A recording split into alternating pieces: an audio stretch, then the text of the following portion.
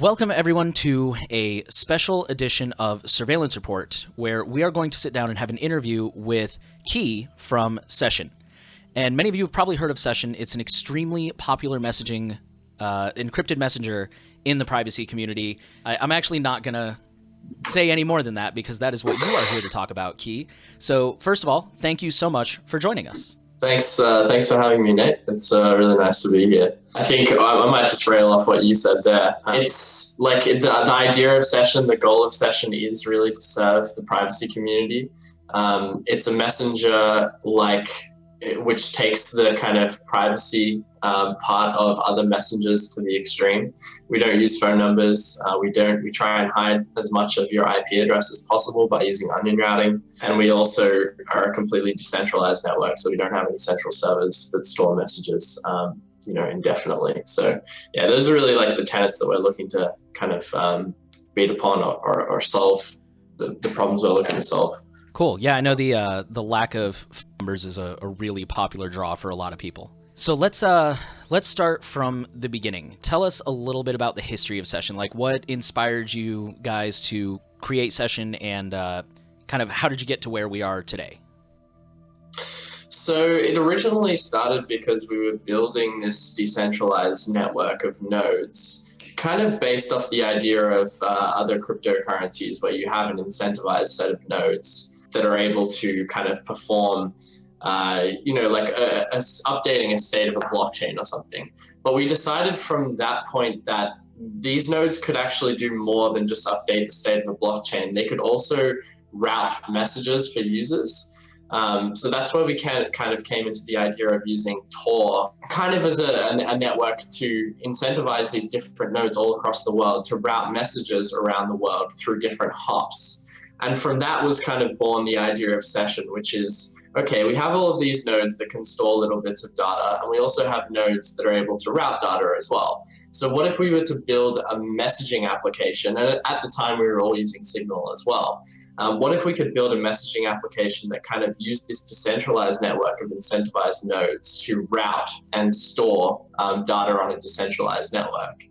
And I think that was in 2018. So it's taken us a while to get here, but I think we've achieved quite a lot on the way. So that's kind of where the idea came from originally.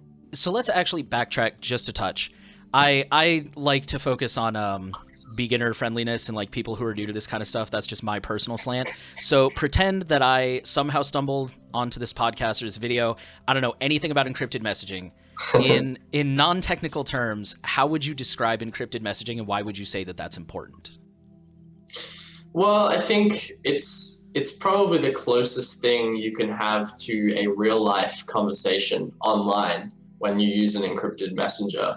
And especially something like Session tries to emulate as much as possible what you would have as a real conversation in real life. So we try to remove as much record as possible that you ever had a conversation with another person. That includes personally identifiable information. For example, like if you just went down to the park and talked to someone in the park, there's not necessarily going to be a record that you went to the park and you talked to Bob in the park, and here's a log of all of the messages and the time at which it occurred. More and more like mainstream messages like WhatsApp and Telegram are really moving towards this kind of model where everything is surveilled. We know the parties that are talking to each other. We know the time they talked, and particularly we need to know the contents of the things that they talked about. So Session and encrypted messengers are really trying to move towards the more real life model where you meet in the park and you have a conversation and that's it. That there's no record of what happened in that conversation. And why that's important, I think the way that we form ideas in society, we don't have this expectation that everything that we talk about or every idea that we come up with is going to affect us later on in life. If there was a record of every single thing that you've said over the course of your entire life, some of the ideas that were just information in your head, ideas that you might not necessarily agree with, could be leaked on the internet and used as a kind of tool to assassinate your personal character.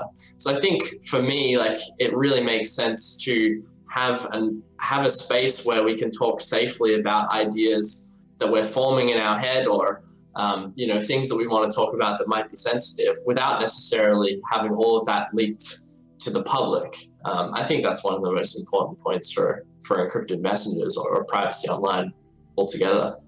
I know that does definitely resonate with me. I do frequently, especially at work, I'll start coming up with an idea like, hey, what if we do... Never mind, that's a bad idea, and I see now. Yeah. Yeah, I think that's really, really cool. So you touched on this a little bit in the introduction, and also in the question you just answered as well.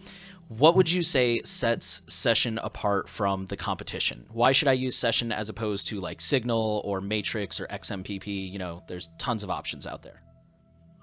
Well, actually, I think the biggest thing for most people, and this is the feedback that we've gotten as well, is the use of no phone numbers or no identifiers that are linked to your real world. That is really the biggest kind of selling point that resonates the closest with most people. Because most people are familiar with the experience that if you sign up for Telegram or WhatsApp or Facebook Messenger, usually they're going to ask for either an email address or your phone number.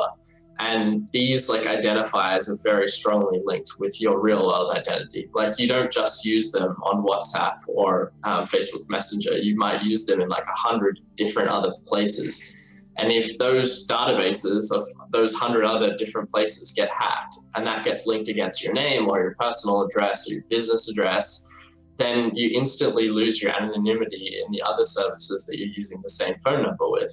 So people really resonate with that. They understand that. I think the second point is the onion routing aspect, which is maybe a bit more technical, but every time you go and browse things on the internet, essentially you're leaving a signature behind, which is your IP address. And that's a unique identifier to your, well, not necessarily you in all cases, but in most cases, each residential house has a single IP address, and your ISP knows exactly who the person is associated with that IP address.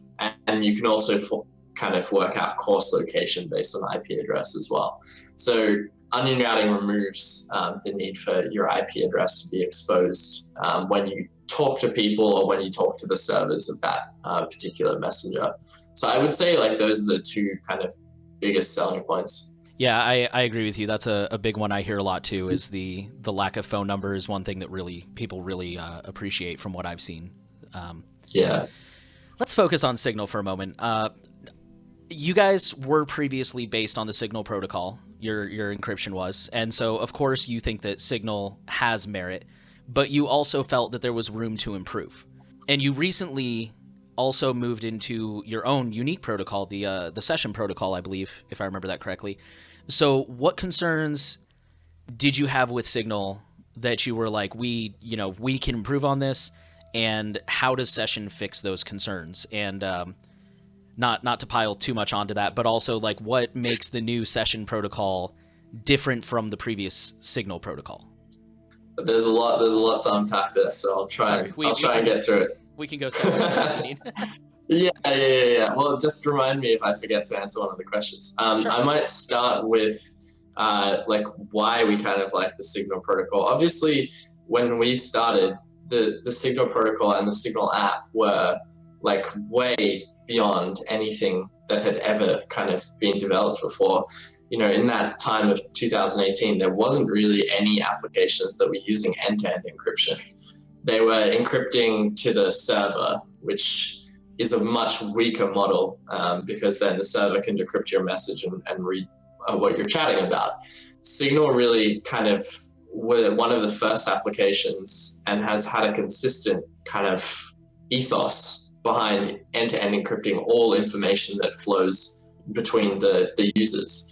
So that's kind of why we really respected and still do respect Signal as an application, because they've really brought the entire space forward with what they've been doing and how long they've been working on these problems for. Now, why we made changes to Signal, obviously there's things that we didn't like in Signal necessarily. We've discussed some of them. The phone number requirements are probably the biggest one in Signal. And this is something that they've been working on for many years at this point, talking about usernames, but something that they haven't fully kind of implemented yet. They've just had plans so far. So we really wanted to be able to provide a messenger with a similar level of encryption to Signal, but without phone numbers, because that was something that was really being requested a lot in the community. Signal tends to focus more on security than they do on anonymity. And I would say that our focus has probably been more on the anonymity side and less on the security side, even though the app is, just as secure as Signal. Now, in terms of the Signal protocol, that was a recent change. So the changes that we made there are mostly to do with how state is controlled in the application. The way that Signal does encryption is very difficult to deal with when you have a decentralized set of servers. So Signal just has a central server where messages are stored and relayed to your chat partners.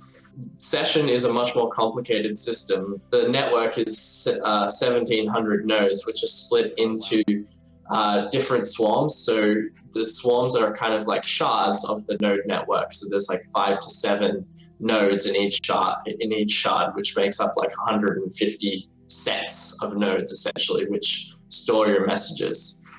So to get to maintain that state, the state of the encryption protocol is much more tricky in that sense, because you have nodes going offline, nodes coming online. You might not necessarily be getting the same messages from different nodes that you ask on the network. So it was really kind of out of that was born the session protocol. And to kind of maybe dig a little bit deeper, there's two kind of key things in the Signal protocol, which are called perfect port secrecy and deniability.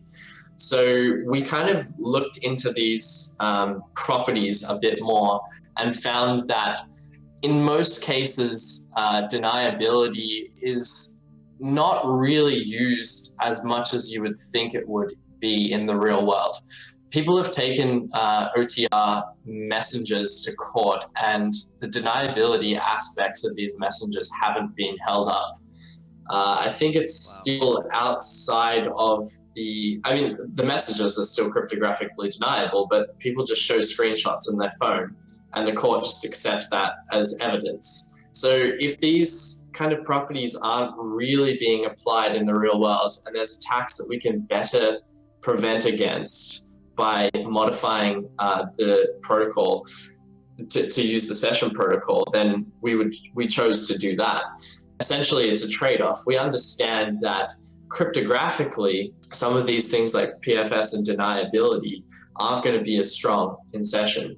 But then the trade-off is that we get to use a decentralized network, and we get to have more ephemerality in the way that users rotate their identities. So yeah, I mean, that's kind of a broad overview. I mean, I could talk probably for half an hour on it, but without going really into the cryptographic details of the protocol, it's a little bit trickier to understand. If you Google the session protocol technical implementation, you can find the full details of why we did it and the explanations of PFS and deniability and how those properties kind of affect session and what is offered. But yeah, it really came down to the networks being different between session and Signal, and us making some trade-offs to make the decentralized network work better so that more people can get privacy. I did not even think about that, what you said about how they'll just take screenshots into court. And, yeah. I've never even stopped to think if it's on your phone, then it's pretty hard to deny it. And that's... yeah, it's, courts often don't deal in the realm of obscure cryptographic protocols. Their requirements for evidence are much lower than cryptographic proof that you did something. Yeah, and the blessing and curse of at least I'm sure you guys have something similar here in America. Courts are a jury of your peers. And, the blessing and curse of a jury of your peers is that means that you have to take these complex ideas and distill them down into something that your peers can understand. So correct, yeah. So my next question, I want to be realistic for a moment. We all know that nothing is unhackable, and that if you try to make one solution that does everything, you're just going to make a solution that does everything very poorly. So Session was clearly built to solve a specific problem, fill a specific need. What would you say is that target need and that target audience. And I think that sums it up well. Yeah, I think the people we're building for, and it's hard. It's always hard to assess kind of what your audience is versus the people that you try and build for, because often these like audiences deviate. But the people we're building for are kind of people on the edges of kind of the existing private messengers. So people who use Signal, but they don't want to use their phone number when they interact with Signal. They like the privacy and encryption options that Signal offer, because obviously that they're world class, but they're uncomfortable with giving up things that are linked to their personal identity, like their IP address, like their email address. This kind of often will intersect with people who are human rights activists, people who are journalists in zones that are more politically kind of, edgy. So these are kind of the people that we're building for. Now, when you build for journalists, you build for human rights activists, and you build for dissidents, often you'll find that the people that you encourage to use the application aren't necessarily those types of people. They're people in Western countries who still have that need and want for privacy. So I think these kind of things intersect. When you build for that group of people when you build for those groups of people that are on the edges, often you find that you attract people who, even in their home countries that they, kind of safer home countries, they still feel like their privacy is being violated. And I think rightfully so, with the information that comes out about national governments spying on citizens, I definitely relate to what you just said about like your target audience is not always the audience you attract. Yeah. That happened with me in my site, The New Oil, is I built it for, the average everyday person, which that's still my target audience, but I ended up attracting a lot of very technically minded, very privacy interested people. So yeah, which of course, I mean, whoever gets value out of it, I'm happy. But that resonates with me too. Some of this we know. One of these you just posted a blog about recently. Where does Session currently fall short that you plan to fix in the future? So in other words, what are some upcoming things we can expect? I know you guys just posted a blog recently that thanks to reworking the protocol, you've been able to figure out how to put voice and video calling in, which I know is a huge thing that everybody was really looking forward to. In addition to that, what else you guys got going on? I think the biggest things with Session now are kind of reliability and features. It's harder for us to reach a 100% or 99% reliability because of the decentralized network that we use. So that has been kind of the first kind of 2 years of building Session have just been building up reliability.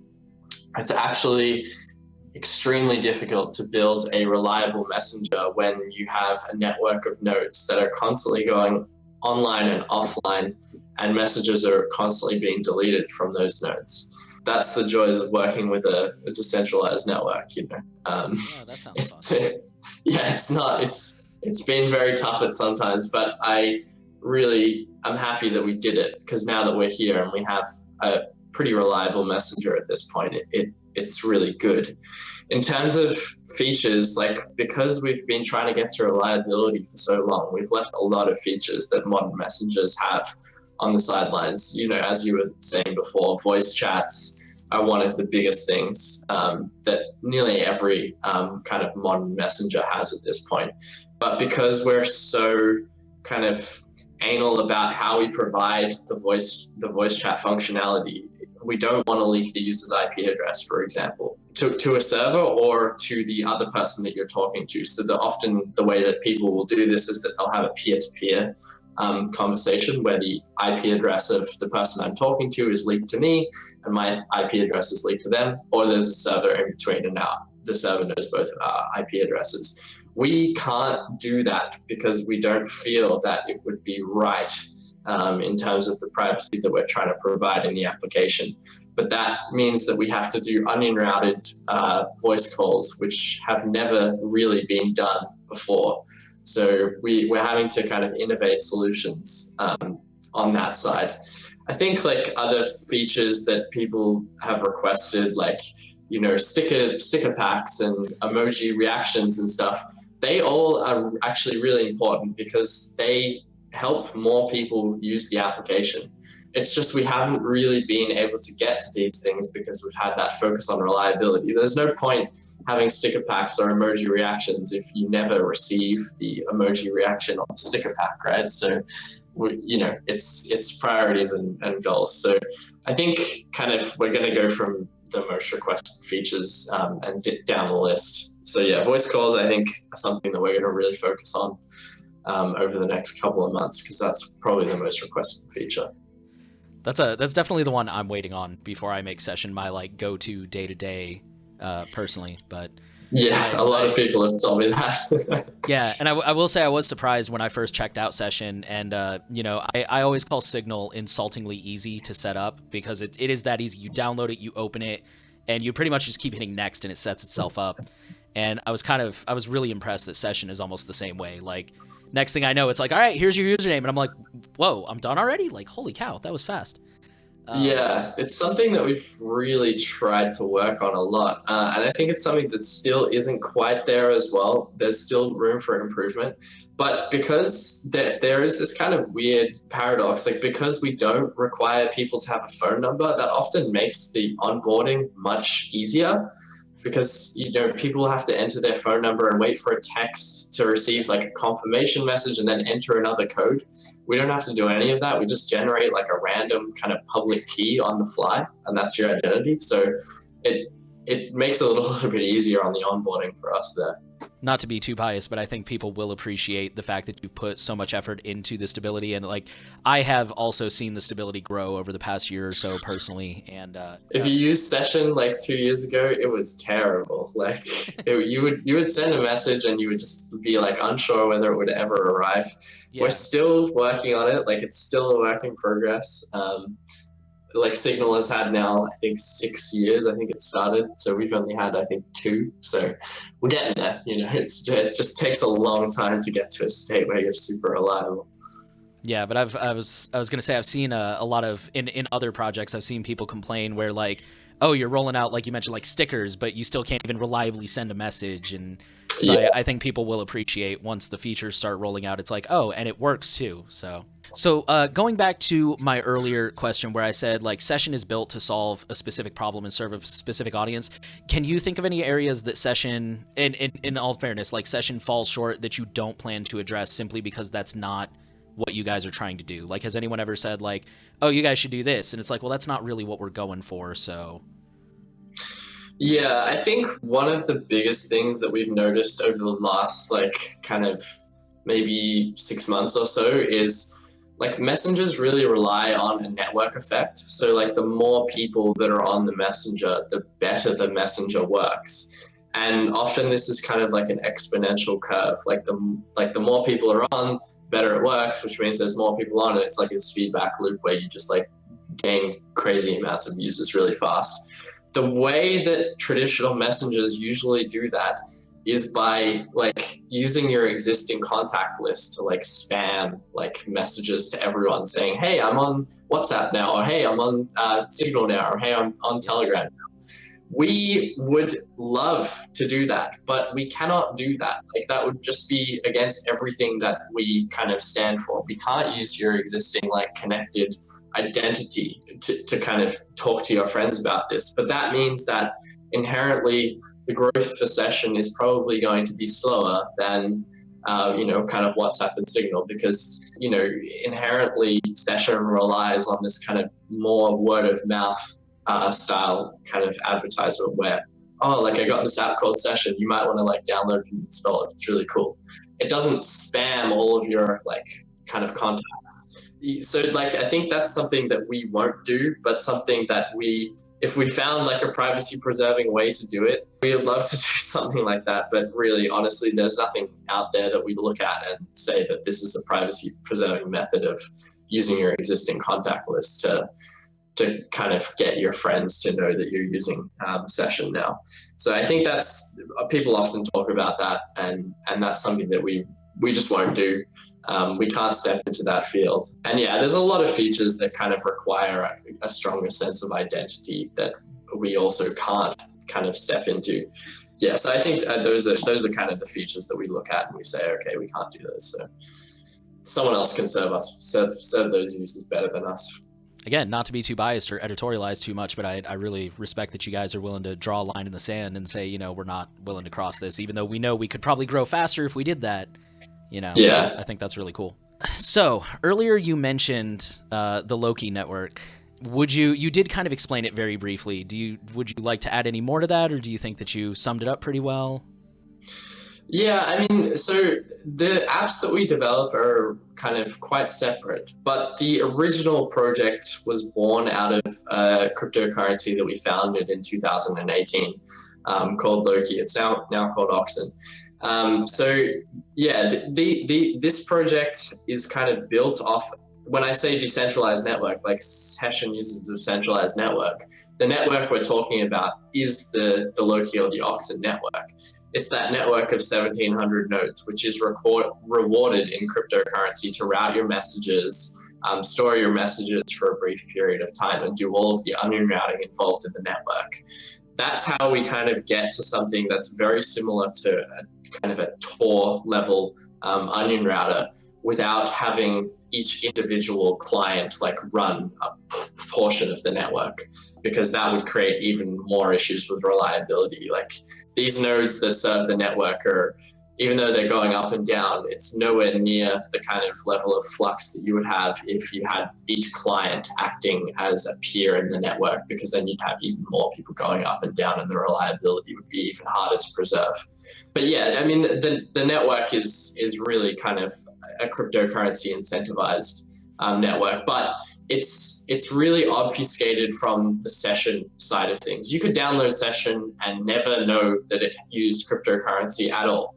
And that's the way it was designed. Like, we don't necessarily want people to kind of be turned off, because I mean, I know a lot of people, recently they're very turned off with cryptocurrencies. They think they're scams, and that's fine. Not everyone has the time to look into these things, with great detail. So our idea was always to kind of keep these networks or keep the products as separate as possible, so that people can step into a messenger that has a familiar experience, and they don't necessarily need to know that the network that's behind this is using a cryptocurrency to incentivize it.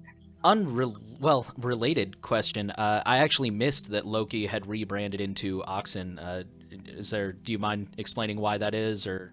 Yeah, no, most of it was related to sharing the kind of name with the Loki Marvel character, which was a very hard thing for us to compete with SEO wise. Like, when people would look up Loki, they would just get, the Marvel character and movies and TV series now. So we wanted to rebrand into something that was a bit more kind of recognizable and didn't compete so heavily with such a popular and strong brand. And I think we also just wanted to refresh ourselves as well, because Loki was born in early 2018. So coming up to 2021, I think we just wanted to refresh the brand a bit.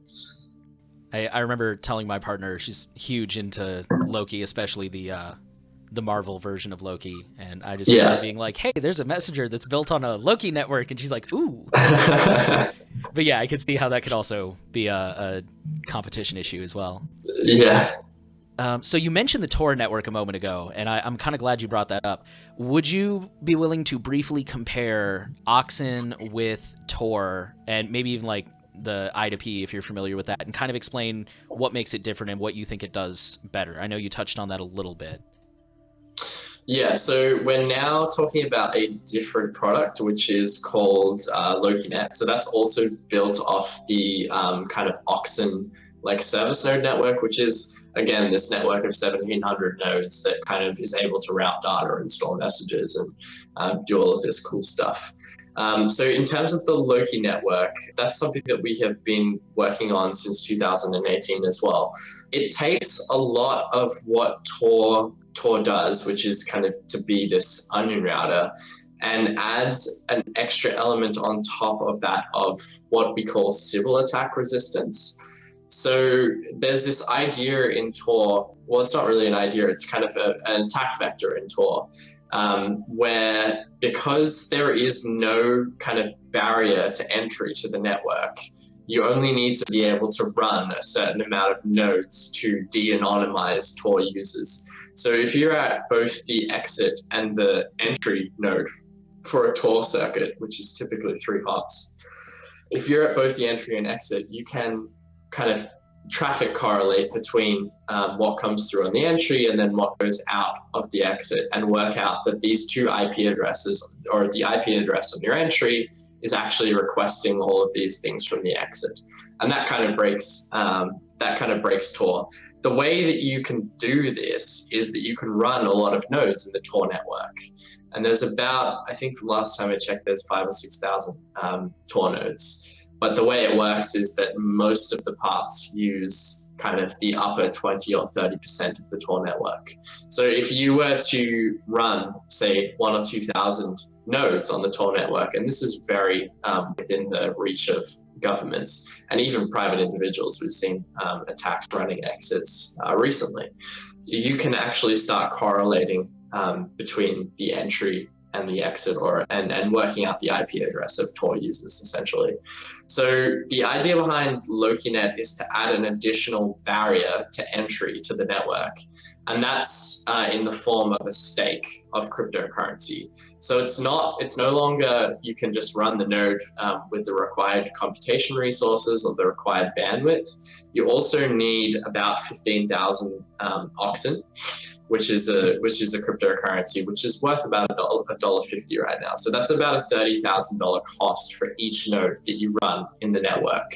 So your attack, where you can easily run 1,000 nodes, starts to become trickier and trickier, even for people who are state level actors. You're talking about millions and millions of dollars of investment in a network.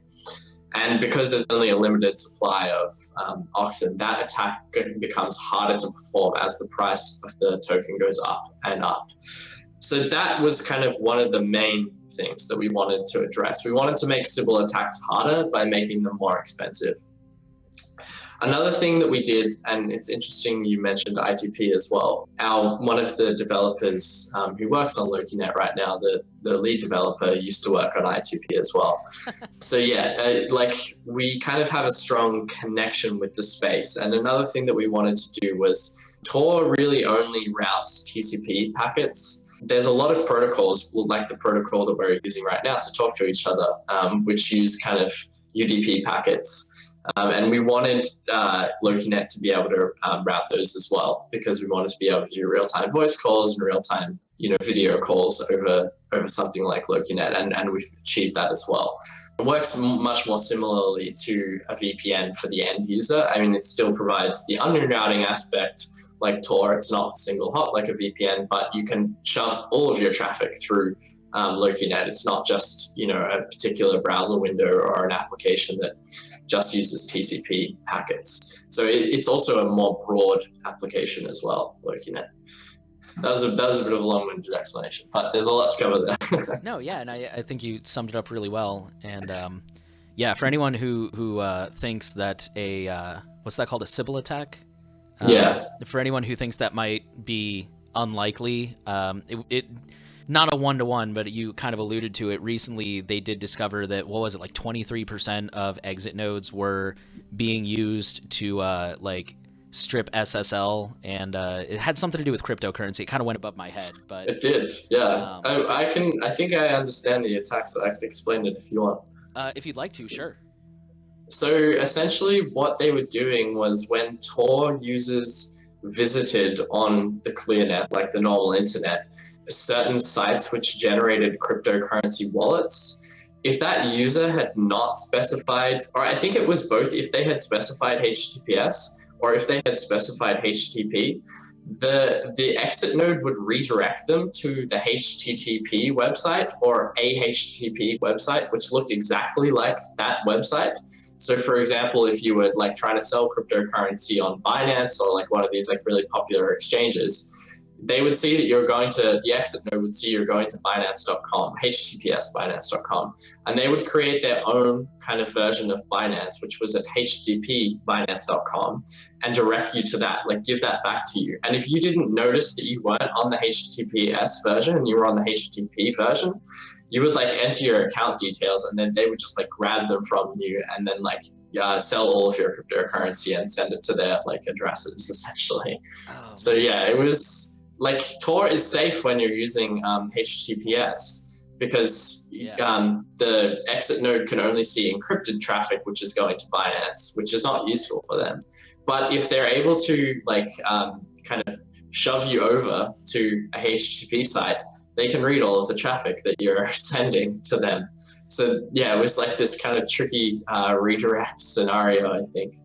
Yeah. So lesson one: if you use Tor, you make sure you're on HTTPS. And Yeah, lesson yeah, two: yeah, it is actually very conceivable that somebody could compromise a large portion of the Tor network. Which, for the yeah. record, I'm totally pro Tor, but it does have its downsides, and you should definitely be careful of that. So my next question is kind of similar to earlier. We asked, where does Session fall short? Where does the Loki network currently fall short, and what do you hope to do in the future to like what do you hope to bring in the future with the Loki network? I think the main thing with LokiNet is that we don't have the same user base as Tor. We don't have millions of users using LokiNet every day. There's really quite a few users on LokiNet right now, which means that you don't have the diversity of people that you're kind of hiding with, because Tor is this network that's used by about 2 million people per day. Oh So wow. even if people were to, like, even if you connect to Tor, it's not necessarily saying anything about yourself because there's like 2 million other people who are connecting to that network every day. But if the only people that are using, if there's only like, a couple of thousand people that are using LokiNet, it means that you don't mix in with the crowd so much. It means that, if a particular application gets really popular on LokiNet, then you can say with some certainty that, oh, that person who's connected to LokiNet is probably using that application, because it's only users of that application that are the ones that use LokiNet. So I think it's really right now about building out the people that use LokiNet, getting kind of partners on board so that we can like create some common use cases for LokiNet so that we can get like kind of more normal people using the system. And I think the other thing that we've kind of struggled with is getting LokiNet working perfectly on all operating systems, because it kind of is more similar to a VPN. It makes it harder to integrate with kind of OSs because you need to integrate it at a lower level. And that's been something that we've kind of had issues with on Mac and also with mobile devices as well, because the way that they give you access to kind of more low-level stuff is not necessarily obvious for people who build for Linux all day. So yeah, it's a little tricky on that front. So those are kind of two things that we're working on, is like, yeah, getting LokiNet clients that work to more devices, and then encouraging people to use LokiNet for more kind of normal day-to-day uses as well. On that note, do you guys have like a LokiNet browser or something that anyone who's watching this who's like, well, I want to use LokiNet, like, do you have stuff that they could do? Yeah, we don't have a browser at this point in time as well, which is probably something else that's kind of hampering adoption a bit, because although it's similar to a VPN, right? Like, although you can get privacy of your IP address, if your browser still has like a noticeable fingerprint, then sites can use that to track you across when you're browsing on the internet. We're kind of on the fence about whether we should build our own browser or fork an existing browser. Browsers are very complicated pieces of software at this point. Like, they do so much. It's really kind of it would be a massive effort to build our own browser. So probably looking at forking something else. If you want to use LokiNet, if you hit up lokinet.org, you can download a client. The client is very similar to a VPN. So it has a big button, you turn it on, and that allows you to access .loki websites, which are similar to .onion websites on Tor. But if you want to use an exit node, there's also an exit node option. So if you put in exit.loki, which is kind of one of the few ones that's running right now, you can use that to access the entire internet as well. So that'll shove all of your traffic over LokiNet, as opposed to just the .loki sites. I think I'd didn't know that myself, and I am definitely going to play around with that after this. But I think, based on my experience, I think that's something people will really like, is the ability to pick their exit node. Because I've seen people ask before with Tor, like, how can I like limit my traffic so I don't get an exit node in like a Five Eyes country or something like that? And so that was something that we were thinking of as well when we designed that system. I think the trade-off with that, though, is that people can't just click a button and then be connected to an exit network of like 2,000 exits and get a random one out of that. They actually have to put a bit more intentional effort into, finding an exit that they like and then choosing that one to kind of connect to. So it's, there's trade-offs, there's good things, there's bad things. And on that note, again, similar to the question about session, what falls outside of the scope of the LokiNet project? Like, what do you know that it doesn't do that you don't plan on having it do? I think that's a trickier question because LokiNet kind of is more all-encompassing. I mean, it can route any kind of IP-based protocol. It doesn't have so much limitations as Tor does. I think things that we might not be focusing on so much, I kind of alluded to earlier, because LokiNet is at the kind of network layer instead of at the transport layer, we care a little bit less about like providing applications that interact with LokiNet in an anonymous way. LokiNet kind of just says, okay, give us whatever protocol you have, whatever IP-based protocol you have, and we'll anonymously route that. We don't necessarily make any claims about the applications that are above the network layer. So if you had a compromised browser, for example, that might not necessarily be in our purview as much as Tor cares about having a Tor browser, which is like really securely locked down and doesn't provide any like kind of fingerprinting. That's less our field. We're much more like a VPN provider in that sense, where we manage one layer of the stack and don't necessarily kind of seek to go so much into the other layers of the stack. I've got one last question for you here. I'm going to go ahead and show my ignorant American side. I was under the impression, thanks to the media, that end-to-end encryption has been effectively outlawed in Australia, which is where you guys are based out of. But I've also been told that that's not really true. So what is the Australian government stance on end-to-end encryption, and how does Session comply with that while still maintaining the secure service that you do? So this is a tricky one because the Australian government has been extremely hostile to encryption over the last couple of years. And the view that people are getting from the outside is often distorted. I mean, it's true, like the Australian government's terrible for fucking encryption, but the way that we kind of look at it is a lot different from some of the other kind of more centralized companies that operate out of Australia. These laws, the Assistance and Access Bill is the kind of main one that has passed over the last kind of 2 years in Australia. They really have much more to do with centralized companies that hold all of the data for their users in like a central server. And we don't do that. We don't have access to a central server which stores all of the messages for a session. There's 1,700 nodes that do that. And we don't have any purview to be able to say to those nodes, like, hey, give us all the encrypted messages that you hold.